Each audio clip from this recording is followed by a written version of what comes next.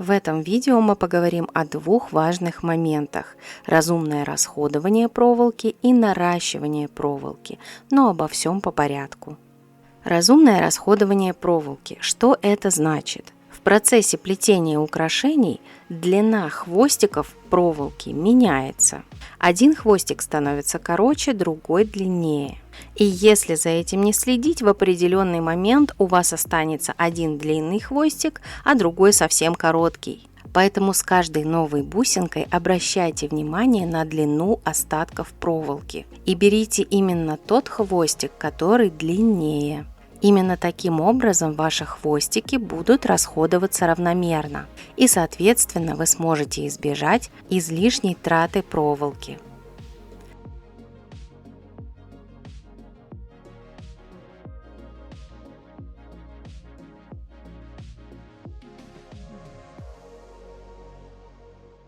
Если в ходе плетения наиболее длинный конец проволоки оказался не с нужной стороны, вернитесь к плетению основания и сделайте еще один виток, и таким образом нужный хвостик окажется с нужной стороны.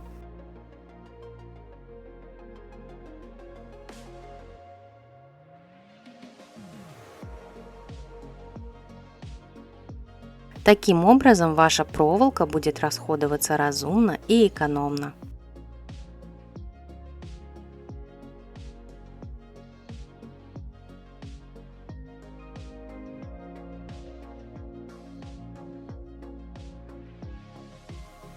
Наращивание проволоки. Бывают ситуации в плетении, когда проволока неудачно сломалась или не вовремя закончилась. Но этот момент не является проблемой. Нужно проплести еще немного основания и затем отрезать лишнюю проволоку. Затем взять новый отрезок проволоки нужной длины. Затем находим крайний отросток в нашем украшении. Нанизываем на него наш новый отрезок проволоки, сложенный пополам. Плотно и крепко нанизываем нашу новую проволочку на крайний отросток. А затем начинаем плетение по хвостику, который остался отрезанным.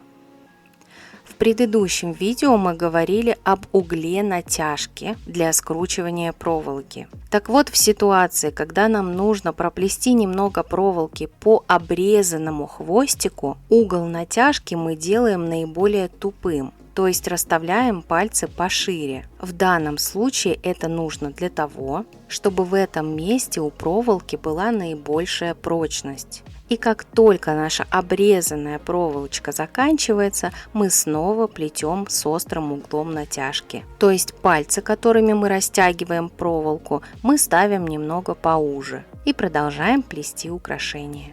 Место, в котором ранее у нас была обрезана проволока, конечно, получается не совсем идеальным, но тем не менее аккуратным и без острых хвостиков от предыдущего обрезка. Тем не менее, мы должны проверить, не торчат ли острые хвостики. Пальчиками мы проверяем гладкость проволоки. И для полного спокойствия сглаживаем острые хвостики плоскогубцами.